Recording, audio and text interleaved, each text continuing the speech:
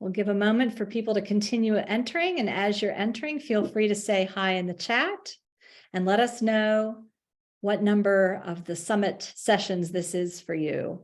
We're so glad you're with us. Good to see you all back. Again, my name's Amy Brooks Paradise, and I am with Green Faith as a U.S. organizer. People are going to continue to enter, and hopefully they'll say hi. I'm just looking, people, this is your third session, fourth session. Oh, yay, a lot of returnees. That's great. We're so glad you're with us. Welcome. As people continue to join, I am going to go ahead and give us a short recap of the last few days that we've had together. So on Monday, we had a beautiful opening session with Rabbi Arthur Waskow, Dr. Atul Shah, and Rabbi Michael Lerner also joined us. And it was really just great to hear about connecting our faith and morals with climate finance. They did a beautiful job. On Tuesday in the evening, we had a lovely session where people talked about their spiritual practices that help them be resilient in this work. And it was a great reminder about how we want to feel connected to the earth, to be embodied in the earth, and to remind ourselves that as people of faith, faith comes first. Then yesterday, we talked about climate finance on the ground in real time. And we got to hear from several grassroots leaders who are living on the front lines, the struggles that they face and how they're coping, and their message to us about how we can support them. And finally, we have one more session tomorrow, which will be Michael Richardson with the Rivers and Mountains Green Faith Circle, and he will be talking about what faith institutions can do with their endowments. So if you are clergy or a lay leader in your congregation, please make sure to check out that session. Again, everyone, welcome. We're glad you're here. Say hello in the chat and let us know what session this is for you. As we're gathering, we would love to see who is in the room today. So we're going to take a short poll, and that will appear on your screen, and it will ask you 3 questions. So go ahead and check your faith tradition, your age group, and what region you're calling in from. And let's just see who's here today. Well, we definitely have Christianity in the house. Welcome. We got some Unitarians too. Yay. And something else. Oh, earth-based. Love it. Wonderful. Oh, and it looks like we have a really great diversity of individuals from different age groups. So glad to see that we are intergenerational. That's really important. And we have North America and Africa so far. Welcome to our African friends. We will be talking a little bit about what's happening on that continent later today. So we're really glad you're all here. Do you want to give it another few seconds before we close that poll out? I know we still have people entering. Welcome to those who are entering. We're taking a brief poll. I don't know if we have to re-show that in order for them to take it. And if you can't, then just say hi in the chat, and we're glad you're here.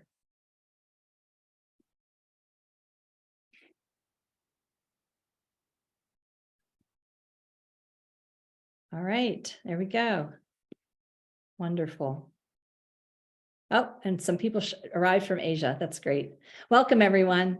All right, so I'm going to go ahead and share a little bit about our session together, unless there's something else about the poll that needs to be said, because it just showed up on my screen again. Nope. Okay, great. All right, so today's session is all about taking action together. We're going to lay out Green Faith's climate finance campaign and find out what we can do as investors, both as individuals and as people who are part of institutions. Then we're going to take action by raising our voices and making some calls to Bank of America. And we want to note that it's really important to ground that and why speaking up as people of faith matters. We will then go into breakout groups where we're going to talk about what's worked in terms of divesting faith institutions from fossil fuels, and have time to brainstorm some new tactics we might use to keep putting moral pressure on our faith institutions and in turn on banks and asset managers. Then we will, near the end, we will introduce our new National Climate Finance Circle, where we'll continue strategizing and implementing this campaign across the country.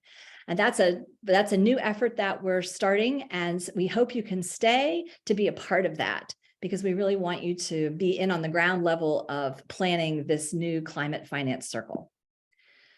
Before we begin with our action, I'm going to invite the Reverend Abby Mohop to ground us in a spiritual moment together. Abby is the Director of Education at Green Faith, and she's also one of the founding architects and organizers of Fossil-Free PC USA, the movement to get the Presbyterian Church to divest from fossil fuels. She is an ordained minister and candidate for a PhD from Drew University, where she's studying faith-based climate finance through the lens of social movements. Welcome, Abby. We're so glad you're here. Thanks, Amy. Thanks, everyone. It continues to be a gift to be with all of you in this summit. I'm calling today, joining us on the summit from Chicago, which is unceded land from the Three Fires Council. And my own ecological vocation and life is embedded in the work and witness and experiences of the Indigenous people of the Black Hawk and Lakota peoples.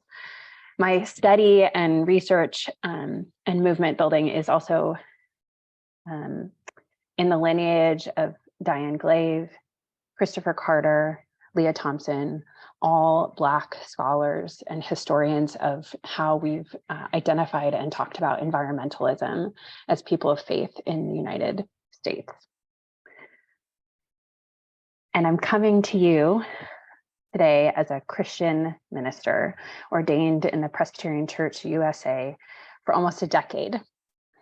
And my sense of call as a Christian is rooted in the book of Genesis, where we read that God loves the world into creation, all that is, loving the world into creation with God's breath and topsoil. Everything that's created on this planet comes from the same topsoil, and so we are family from that same ancestor of the earth. The story of the Christian faith comes out of that Genesis story and the story of our ancestors in faith.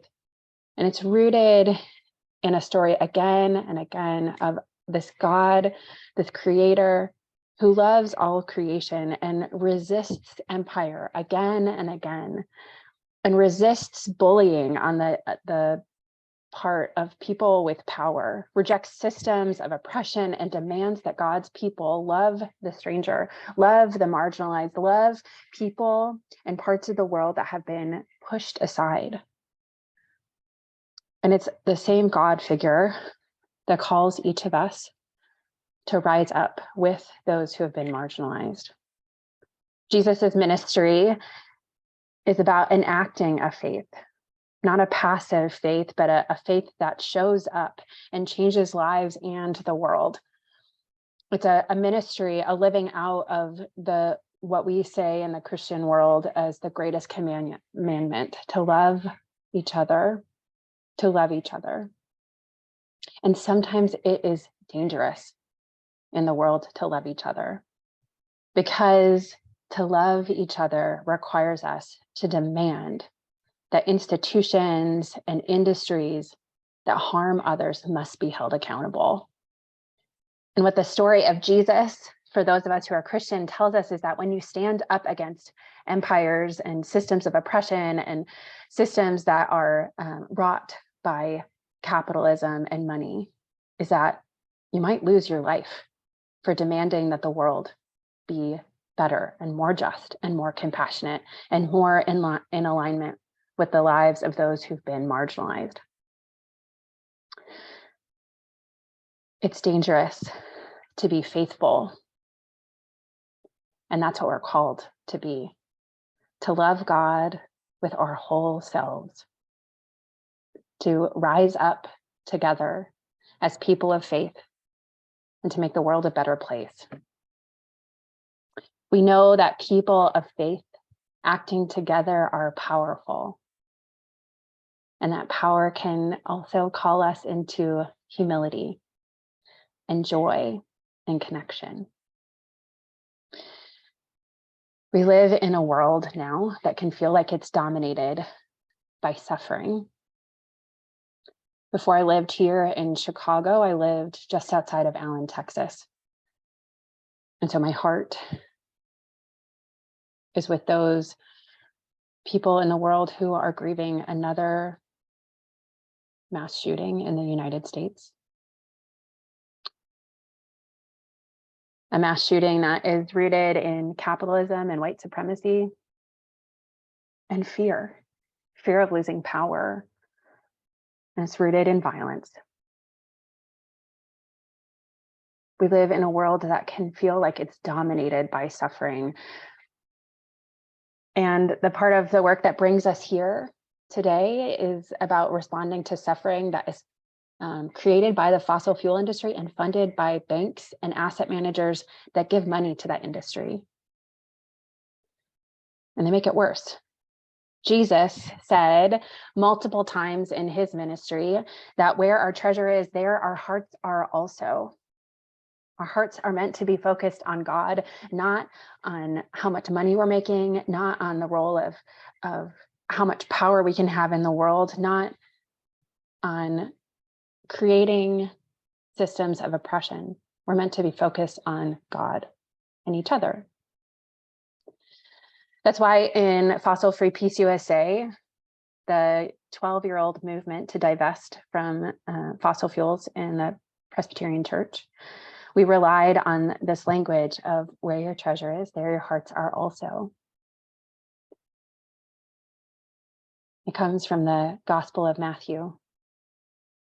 And it is deeply connected to the Jewish teaching of the Shema, that we love our God with our whole selves, with all our hearts, all our souls, all our might, and all our hearts. That language comes from our faith tradition, and the organizing for divestment from fossil fuels is also connected to a tradition, a lineage of people organizing for climate and environmental justice. We cannot forget that lineage. And so in this moment, I call on those ancestors of faith-based divestment.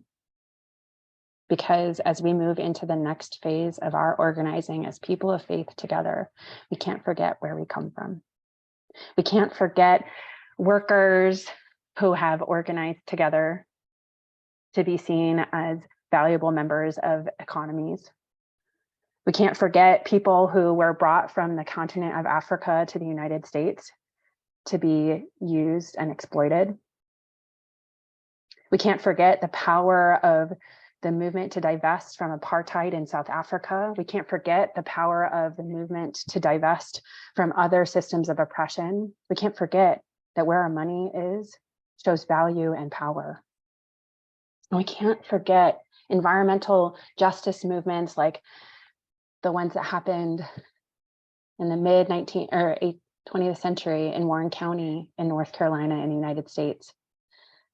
And we can't forget the deep spiritual connections that guide us, that we learn from people who are Indigenous, that we are not disconnected from the planet and each other. We're meant to be connected. Our faith is in a God who chooses the people, the marginalized, that demands that we, especially those of us with power, demand that we rise up, that we demand a better world.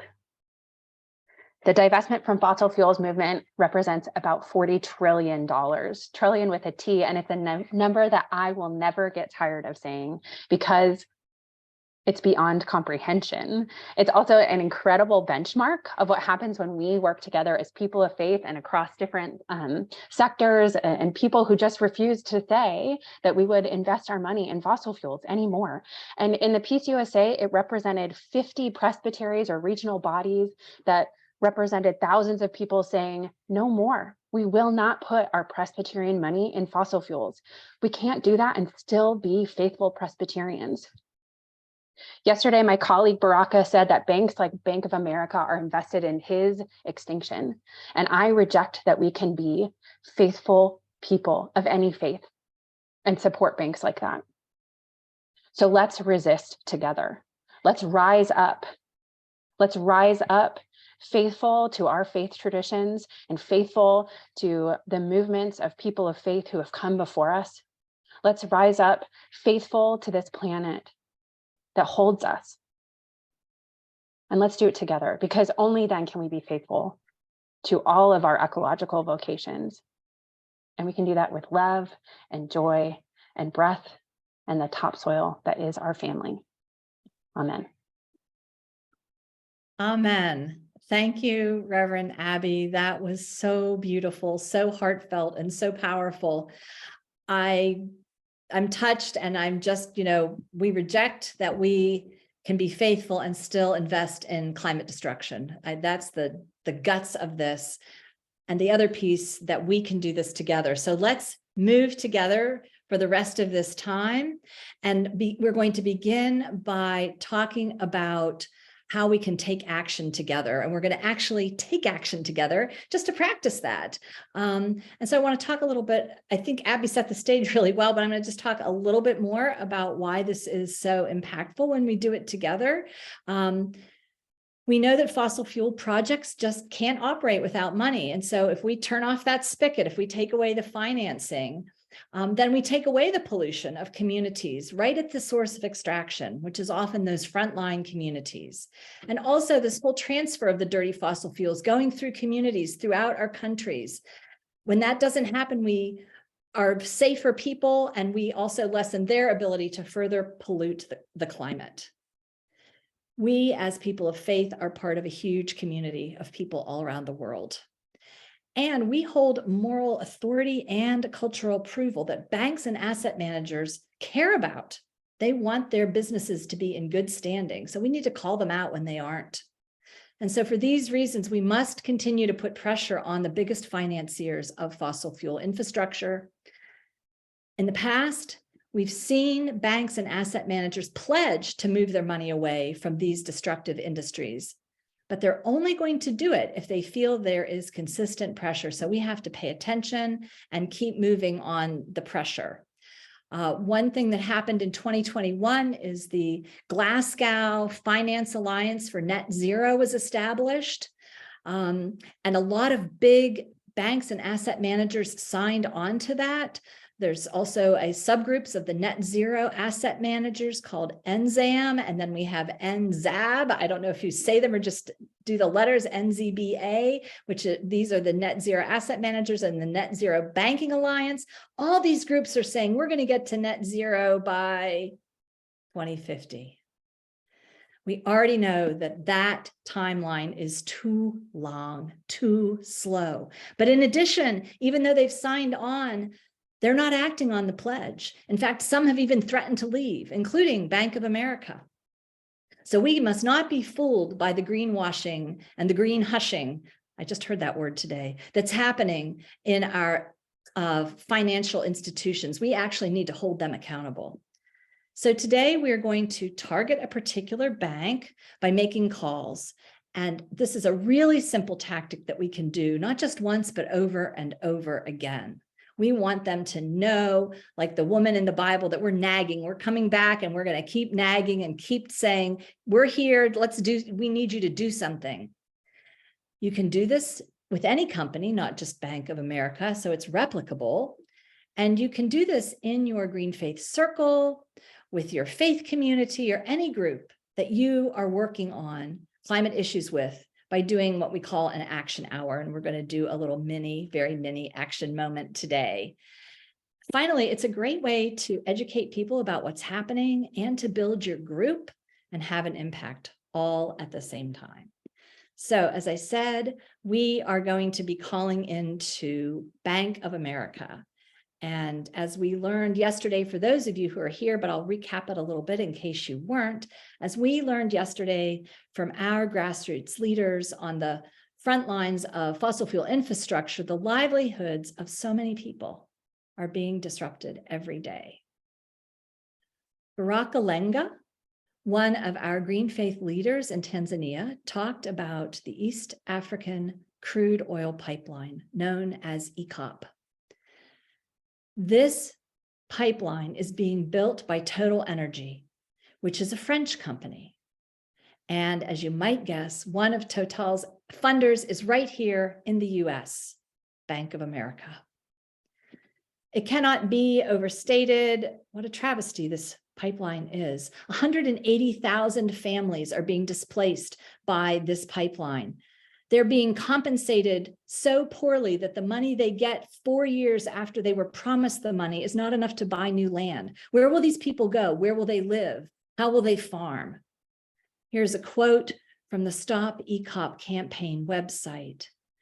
Nearly a third of the pipeline will run through the basin of Africa's largest lake, Lake Victoria, which more than 40 million people depend on for water and food production, not to mention all of the animals that live there.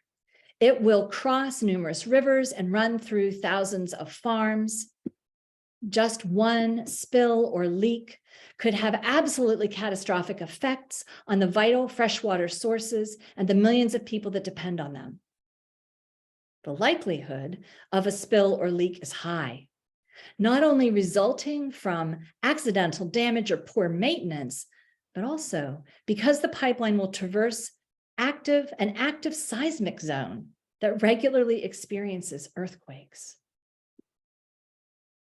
So we need to tell Bank of America that to fund this project is to fund the devastation of the lives of tens of millions of people and multiple wildlife refuges.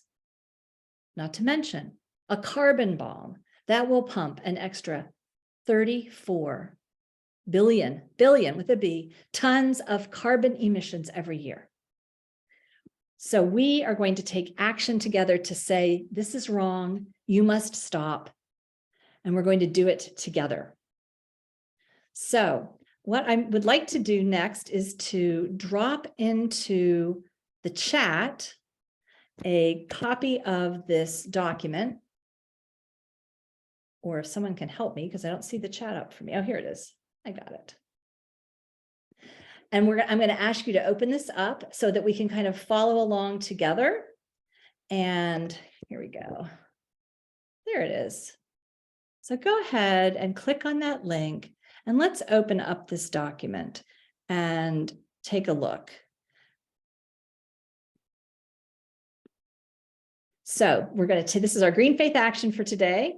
Beautiful piece of art from David Solnit, Funding Fossil Fuels is Lighting Our World on Fire. And we are going to call Brian Moynihan, who is the CEO for Bank of America. And our demands are to tell Brian Moynihan that Bank of America must stop funding EACOP and other fossil fuel infrastructure, and that they must also set absolute emissions targets. Unlike some of its fellow banking communities, Bank of America is using a different meter, which is related, I was reading up on this to make sure I understood, which is related to our gross domestic product. So as our gross domestic product raises, that means they get to emit more carbon. So it's a very poor way to measure emissions. We must go with absolute emissions standards. So what I'm going to invite us all to do here in just a couple minutes is to call the CEO, Brian Moynihan, at this number that you will see on your screen. And I guess if there's a problem, please raise your hand and let's see if we can troubleshoot if there are any problems. I'm hoping everyone can get into the document. So keep a lookout for if people need help.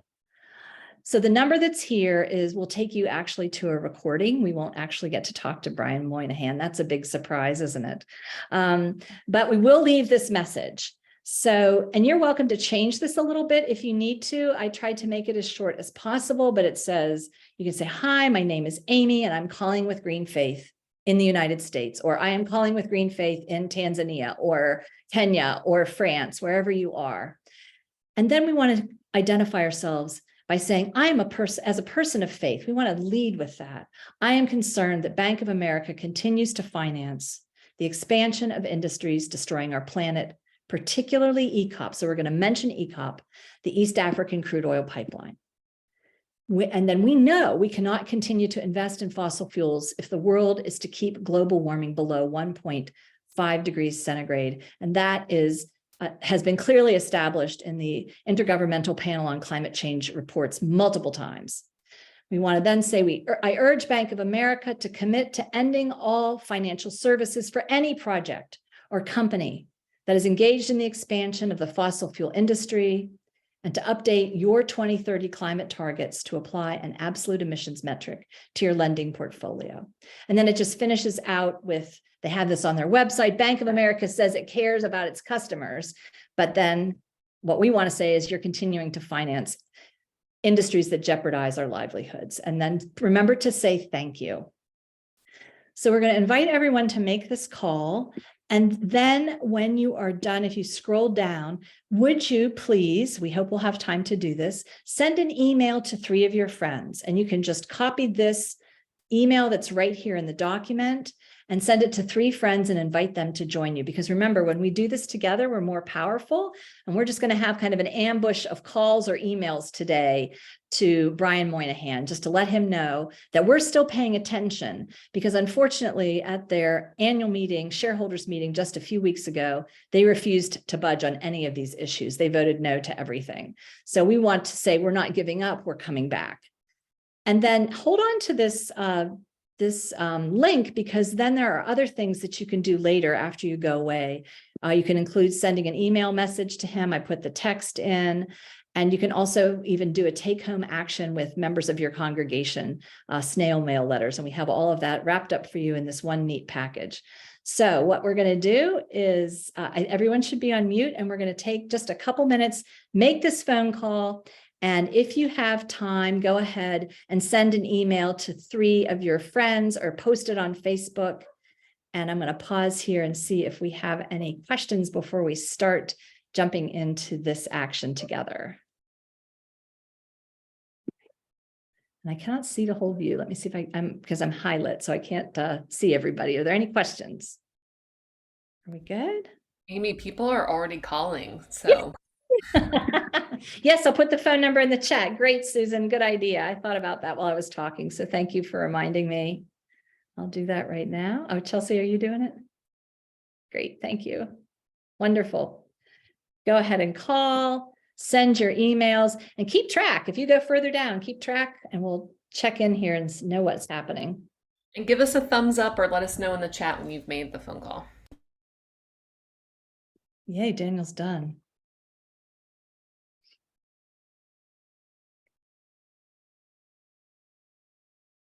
Yes, there is a script. Let me drop that back into you, Angie.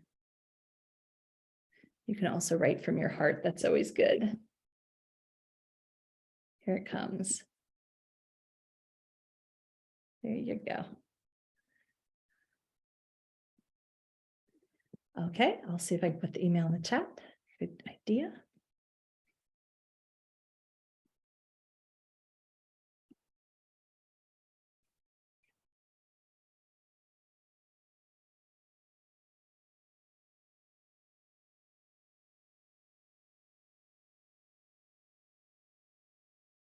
Here's the email to your 3 friends. Whoops.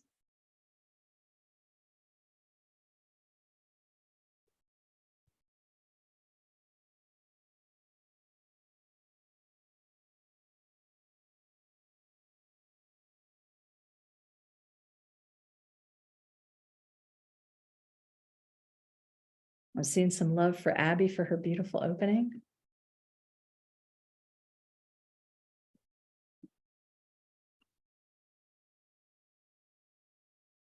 I need some rock and music to go with this.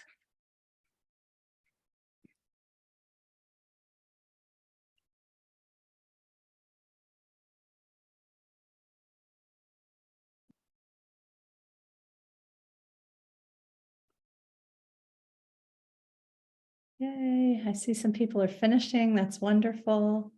We'll give it another minute or 2 and see how we're doing. See some people still talking.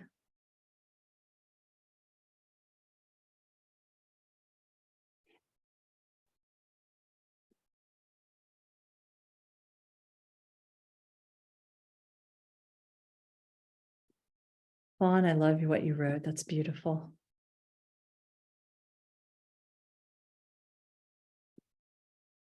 Oh, good one, Anna. That's great.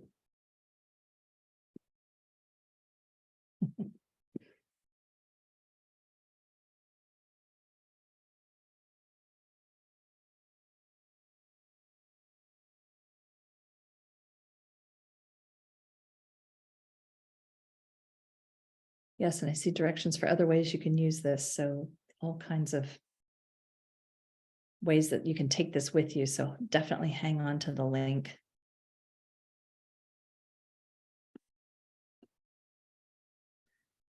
All right, I'm just looking through. It looks like a few people might still be chatting, but how are we doing?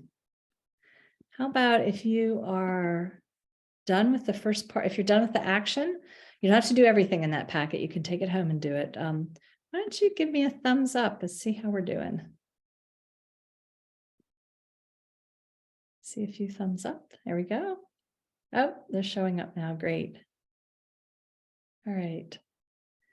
I know a couple people have just joined, so someone can drop the link in there again. We're finishing up an action, but you can copy that link and take it home with you and do it.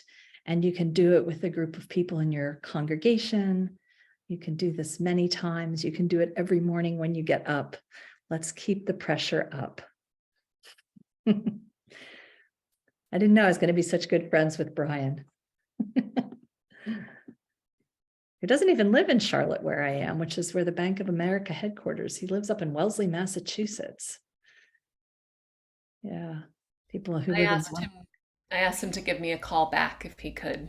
I love it. I love it.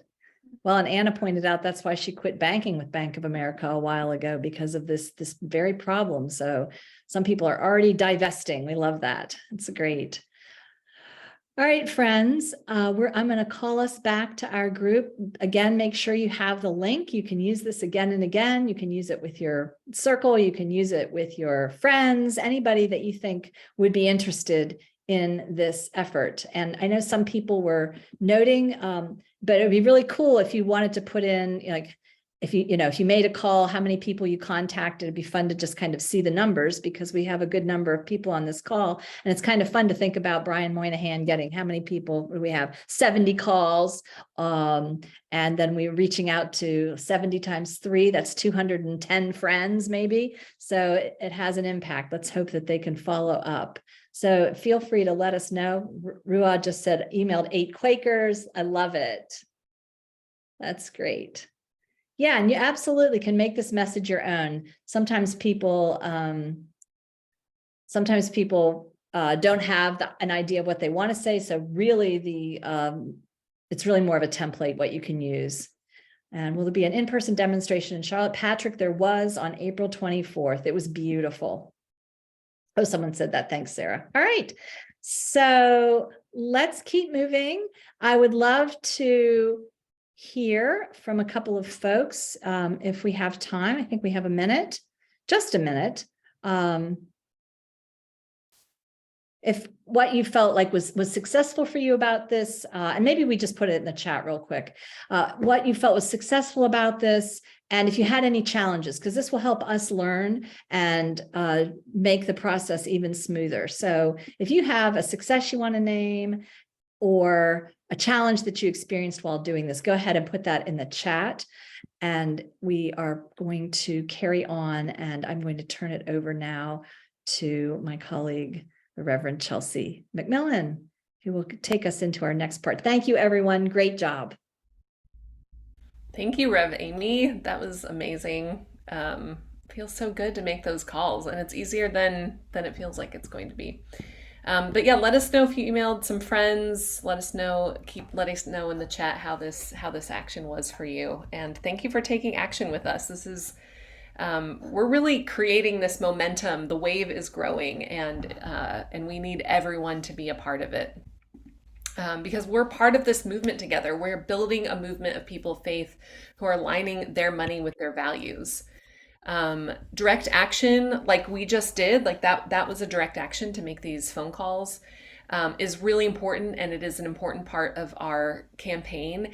And together we need to do some of the nittier, grittier work of moving our money, both as individuals, but mostly as faith institutions. Our faith institutions have endowments and pensions and retirement funds, and sometimes large amounts of money in banks and asset managers. So we need to keep putting pressure together on our faith institutions to put pressure on the banks and asset managers. We're building this movement together, and we're not quietly moving this money. We're loudly and boldly putting pressure on the banks and asset managers, because we need to stop enabling them to enable themselves, the fossil fuel industry, and the polluting of our earth and communities around the world.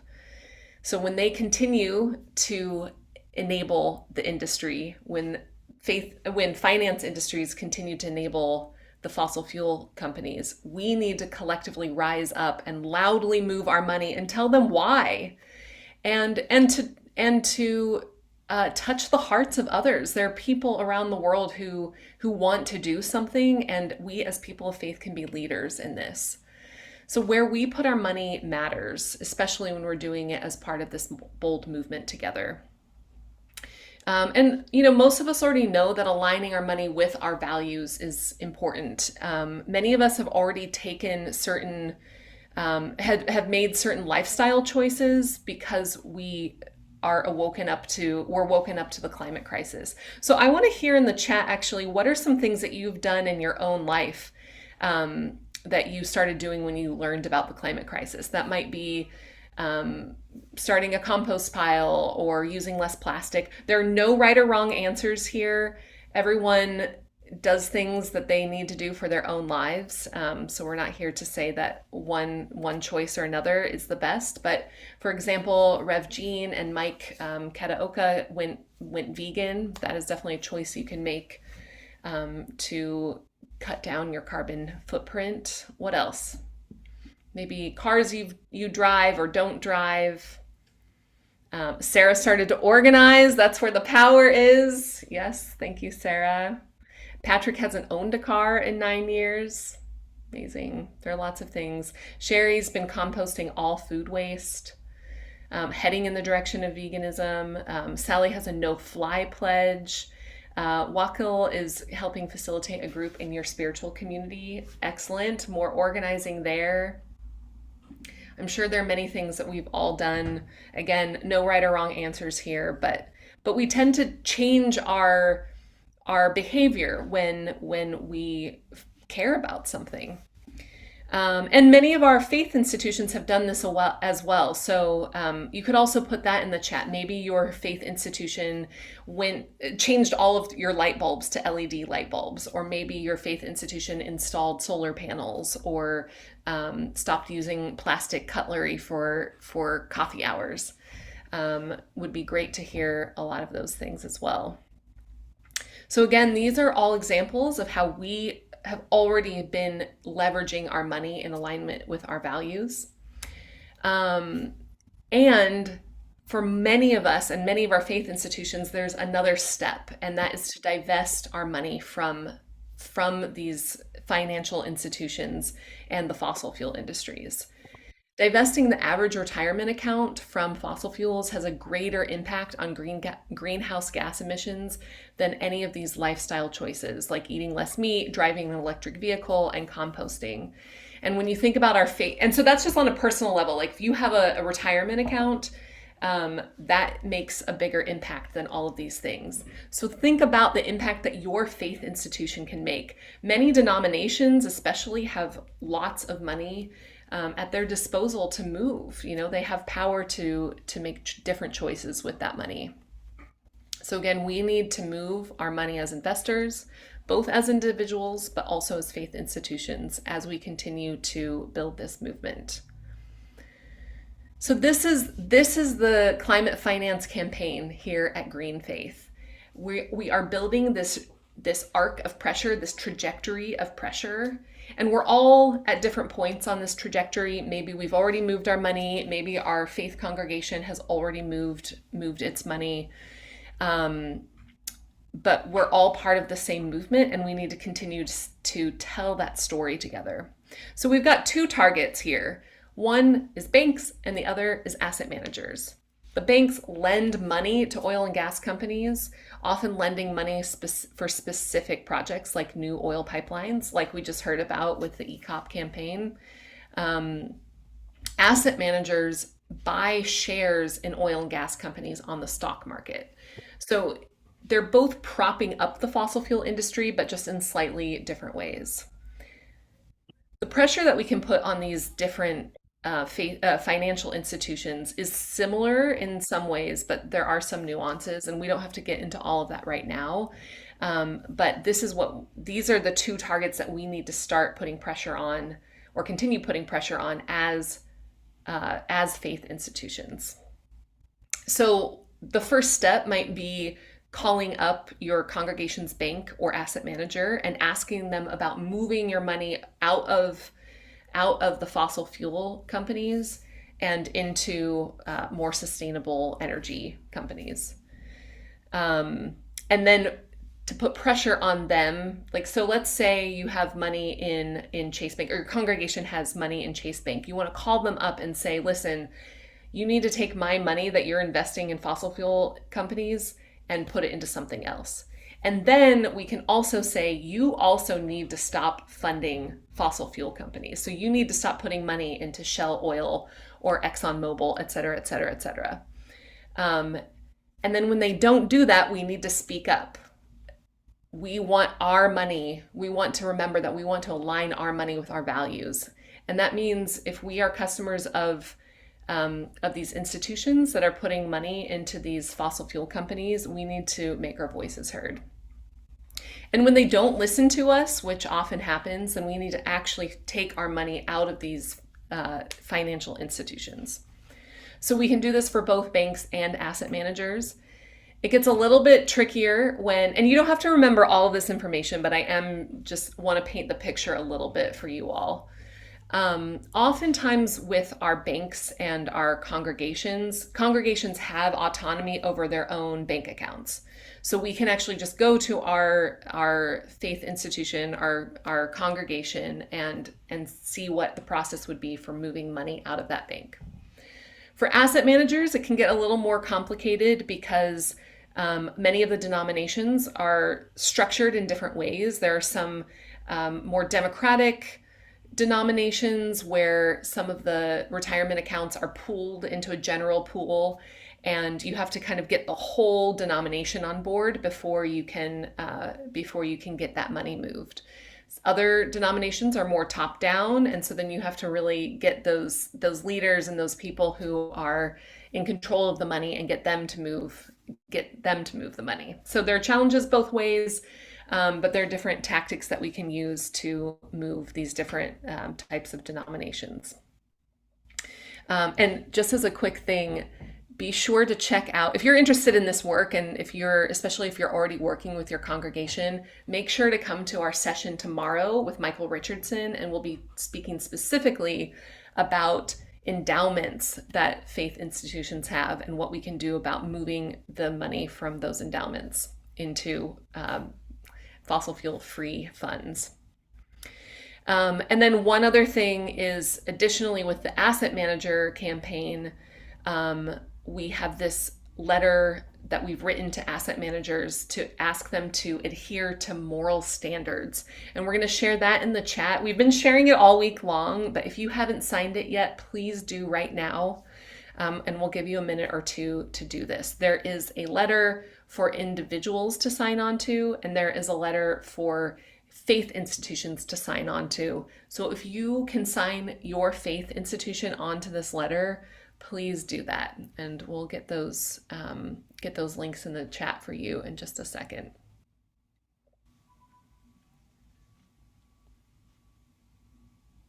Let me grab those. Oh, we got him. Oh, I think that's the individual one, and I'll get the one for faith institutions. I got them both. Got him. Thanks, Abby.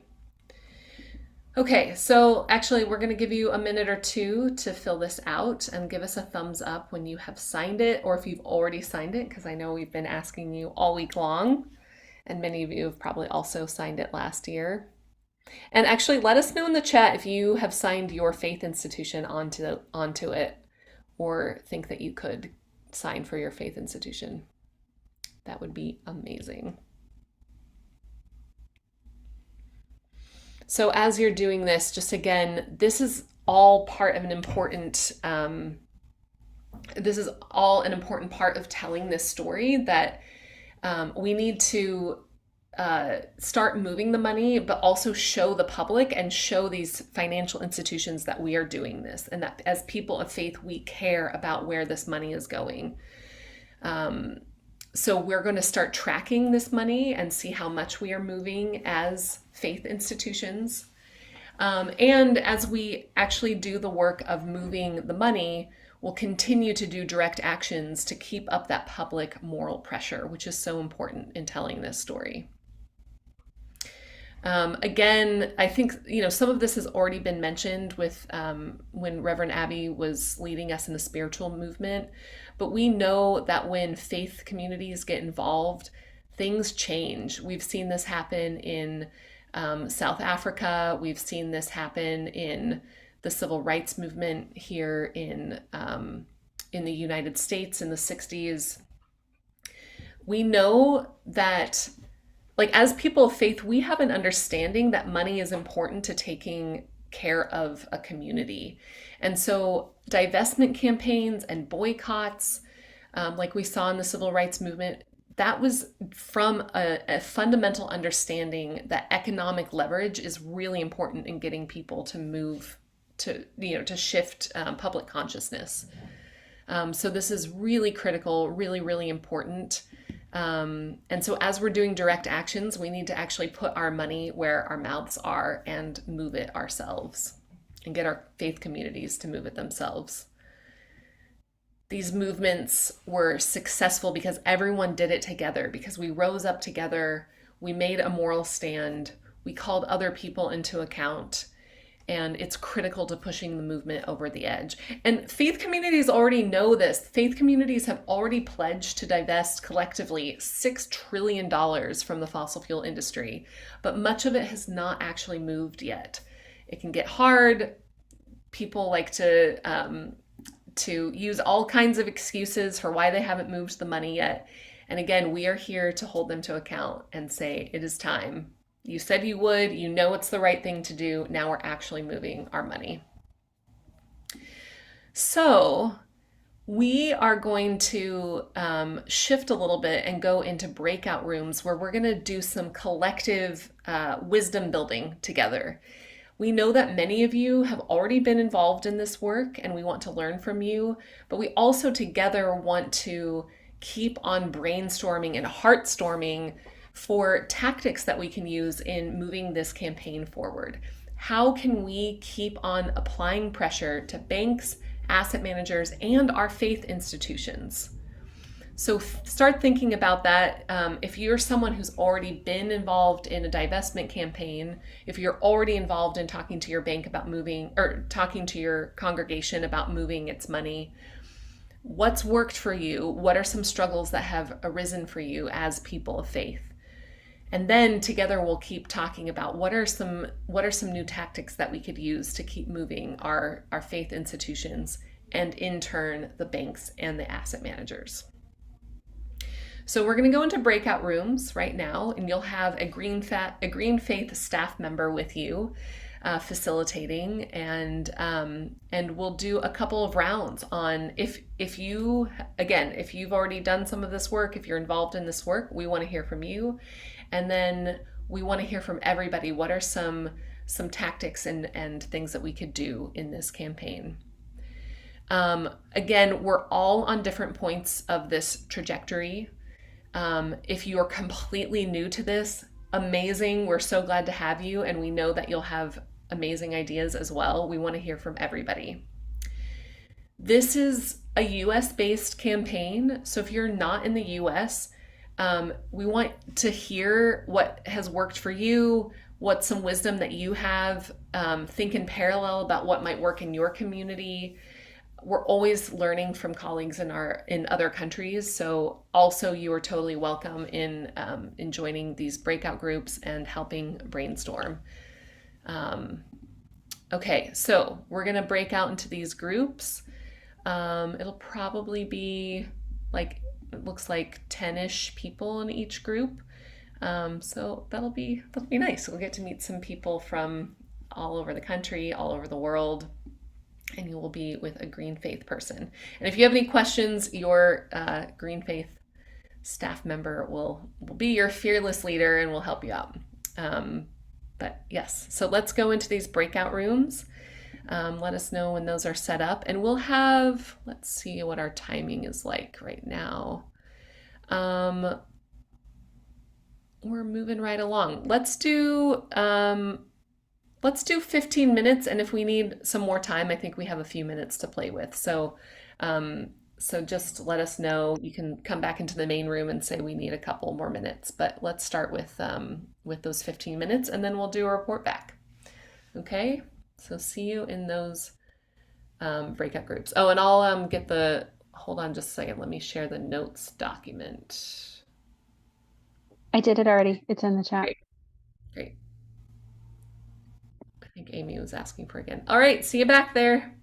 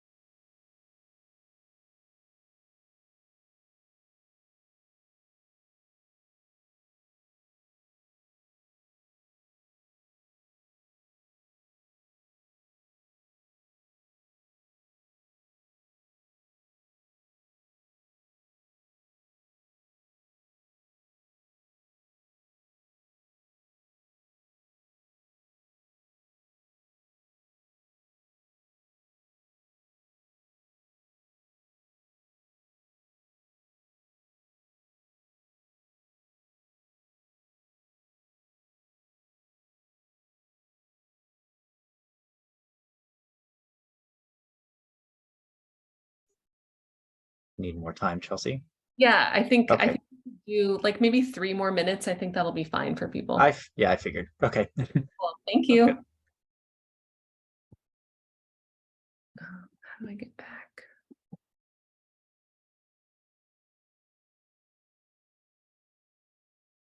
Hi, James. We're going to go back into our breakout room. So you can go back to group 4.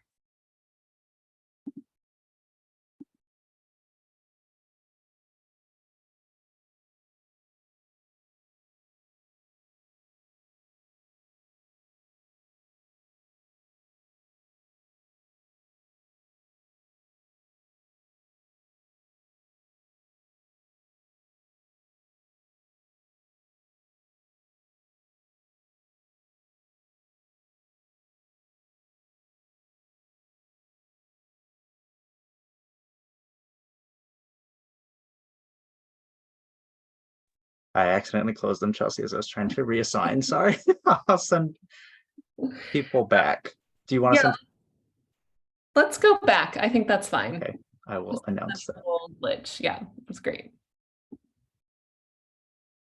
Sorry, folks. We're going to actually go back into our breakout rooms for a few minutes.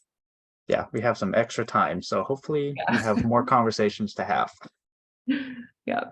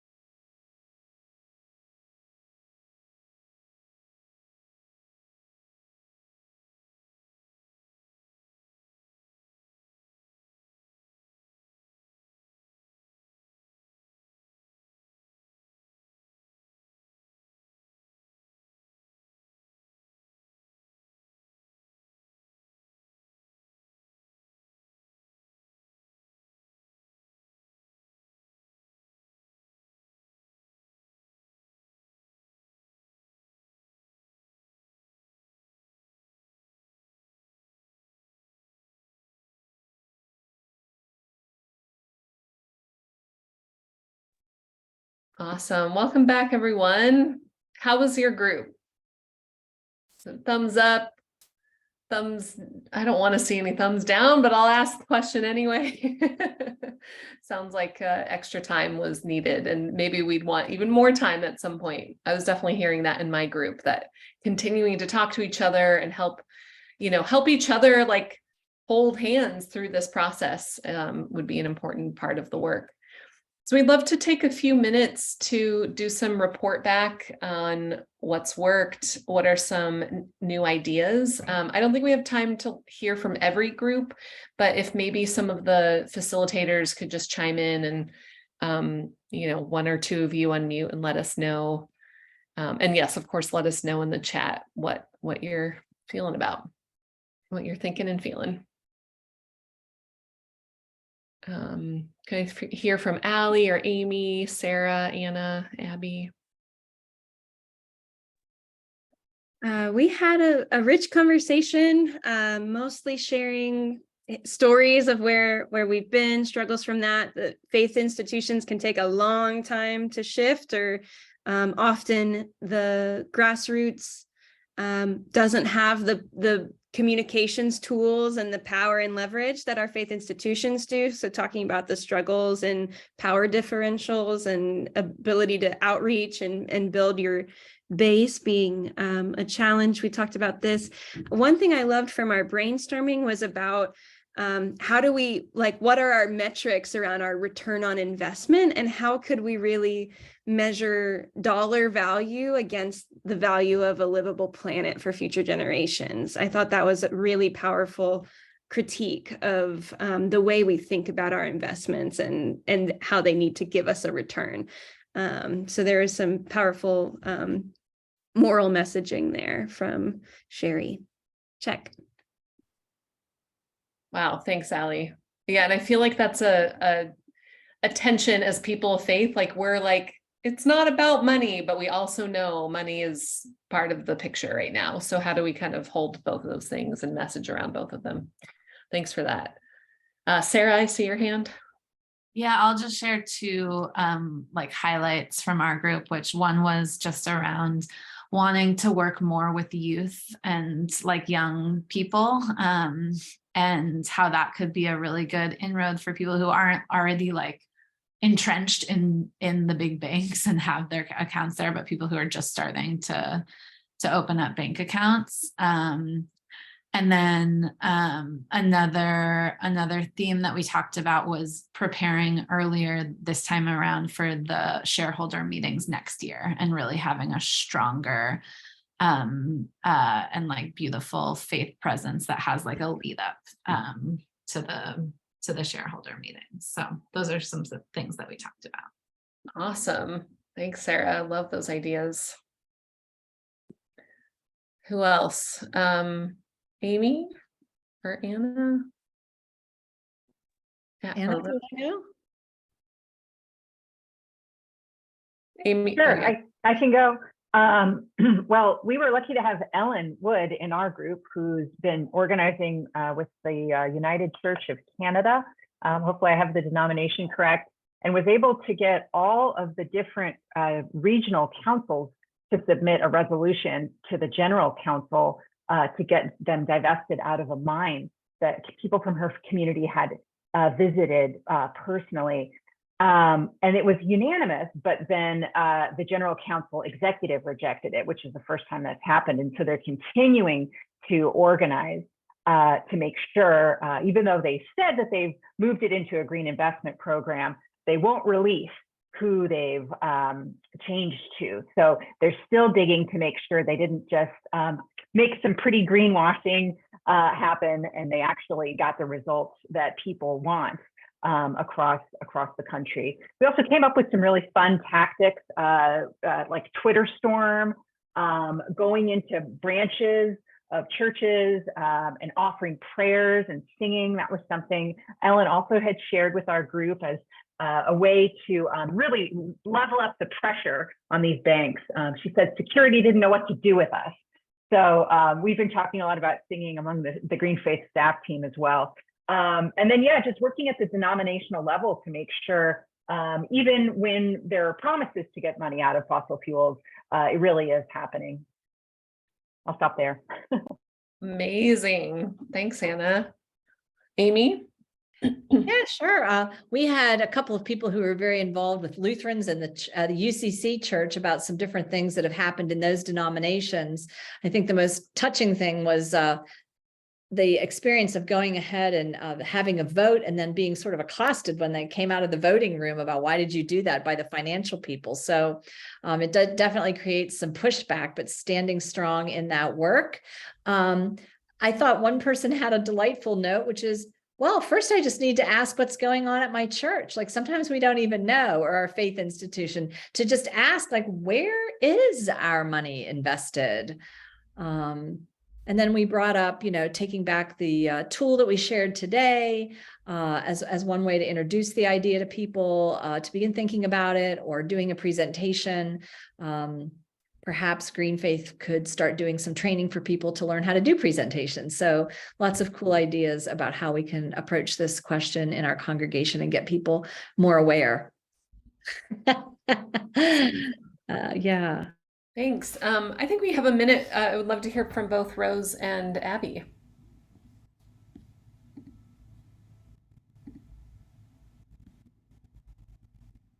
I'll share that we talked a little bit about the history of divestment and talked about like the specifics of how and who to talk with inside a bank.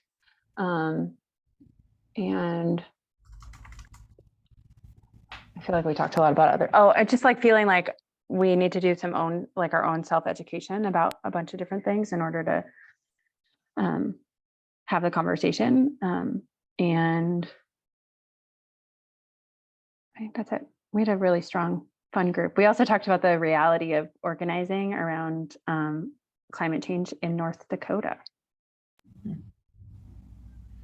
Awesome. Thanks, Abby. Rose, would you like to share your group? Oh, Rose might have hopped off actually. So, and I also see a hand from Patrick.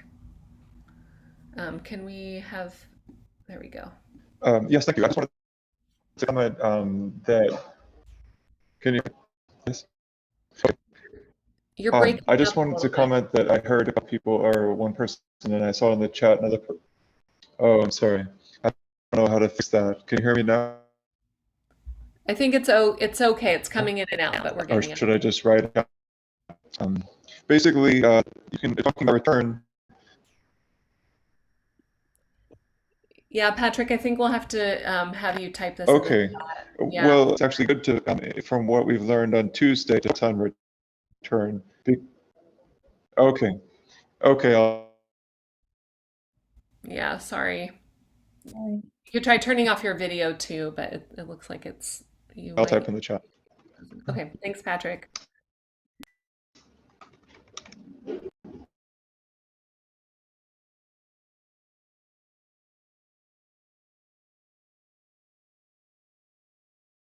Kelsey, you're muted. Oh man. Anyway, just saying there's great stuff already happening in the chat. Great Catholic movements that we're actually partnering with. And yeah, really great stuff happening. So eager to hear from Patrick as well. But as Patrick is typing, we'll move on a little bit because I want to introduce to you all that you're basically already in our climate finance circle. This is what our climate finance campaign circle will be strategizing about, is to continue taking these tactics and putting them into action. And there are some ways that we want to do that as we continue to bring together the wisdom from around the country of what you're all doing and continue growing this movement. We've already heard throughout the summit and throughout this session that people are saying, we've got to work together on this. How do we do that? And this is your chance to do that. We know that what we do as people of faith can truly make a difference in fighting for climate justice. And that's why it'd make a huge difference if you could join our climate finance circle and help us continue strategizing and implementing this campaign.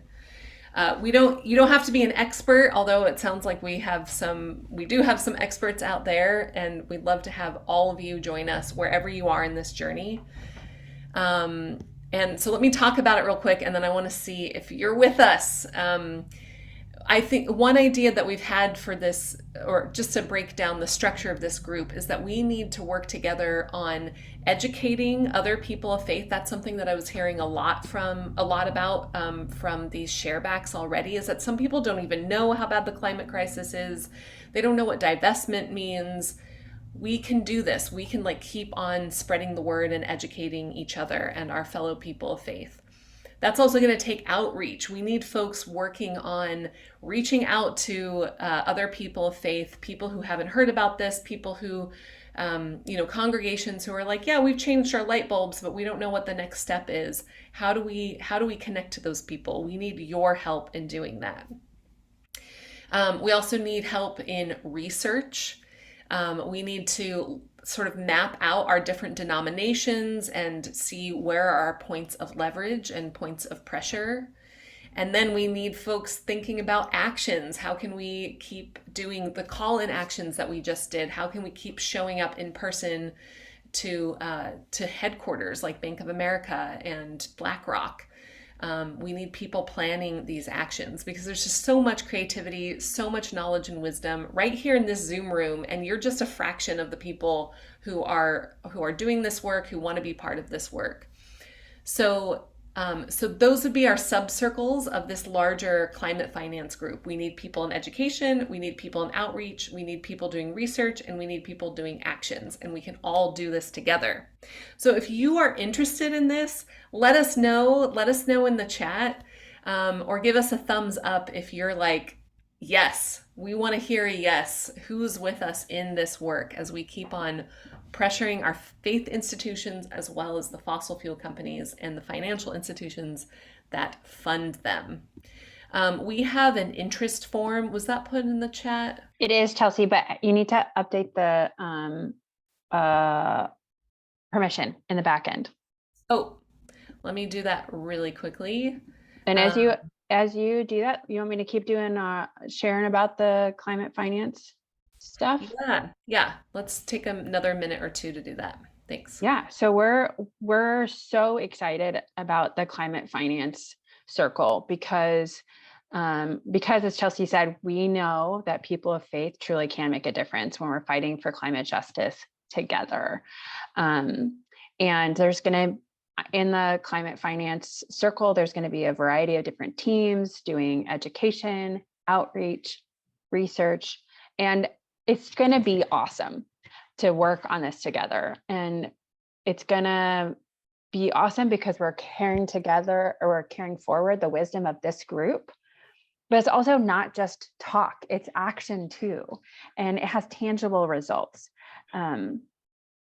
As we put pressure on banks and around how they finance the fossil fuel industry, it really has tangible results. And it's why 12 years into this work, I'm still excited about talking about climate finance.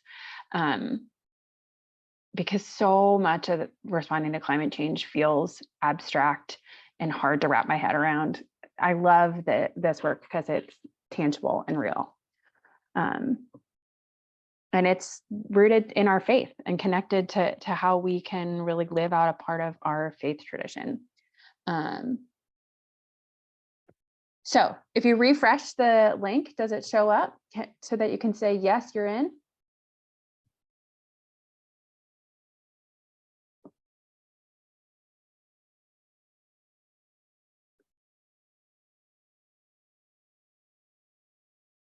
It works differently for people who work at Greenfaith than for people who don't work at Greenfaith. And it's in the settings tab. Found it. I saw that there was a requires sign in. So try resetting it now. I changed the restriction. Sorry about that, everyone. Woo, Donna says that it's good to go. Donna is one of our faithful Greenfaith folks based in North Dakota. Okay. So Bring us home, Chelsea. Bring us home. Yeah. All right. We just got a few minutes. We might go like 2 or 3 minutes over the time of the meeting. So hopefully you'll stick with us because we have a song to close up with. But before we do a song, we'd love to ask you to fill out our survey about this session. We'll put that link in the chat as well. I know there are a lot of links coming your way, but you've got this, and please fill out this survey. It's 2 questions. So open that up right now. We just want to know what you think about this session. And it helps us continue growing and learning together as a community. So we'll put that form in there. Rev Abby's got it. Take 2 seconds to do that. And when you have filled out that survey, give us a thumbs up. And then it'll be time to close up with a song. Oh, and one thing I should say about the form: fill out this interest form. You're not putting anything to stone. We just want to gauge some interest here, and there's some meeting times that we hope can be our first meeting of this climate finance circle. So there are a bunch of time meeting options there. Even if you can't make it to one of them, please fill out the form, and we'll be in contact. And we'll find other times to meet and connect. So please make sure you do that. And yes, thank you, Sarah. We will send all of these links out in our follow-up email. So I think with that, we'll give it back over to Amy, who's going to lead us in song. Thank you, Amy. Sure. Thank you so much. So good to be closing this out with music. Such a powerful tool for helping us feel united and for sending a message. So we may have used this once already this week, but I find that repetition is how we learn best. So I'm going to sing a song that goes like this. I'm going to say it first. Weave us into the ocean. Weave us into the sky. Weave all of creation with humankind. And then there's a second verse that says, and remind us of the oneness that can guide us even now. So I'm going to sing a line. Everybody stay on mute. And then I'm going to pause and give you the space to sing it. And I'll just go that way, back and forth all the way through. And then we can sing it one more time together and we'll be finished. Okay, so weave us into the ocean. Weave us into the sky. Weave all of creation with humankind,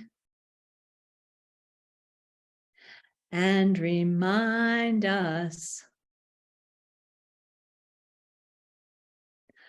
of the oneness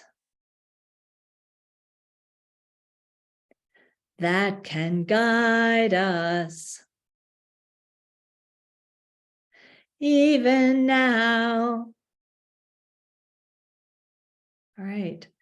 So I'm going to just sing it all the way through and just sing along with me as we learn this song together. Weave us into the ocean. Weave us into the sky. Weave all of creation with humankind, and remind us of the oneness that can guide us even now, and remind us of the oneness that can guide us even now. Friends, come off mute and say goodbye. It's been a pleasure. Bye. Bye, Thank you. friends. Bye, Thanks, everyone. Blessings. Thank you, everyone. Have a beautiful weekend. Thank Thanks, you, everyone. Tomorrow, hopefully.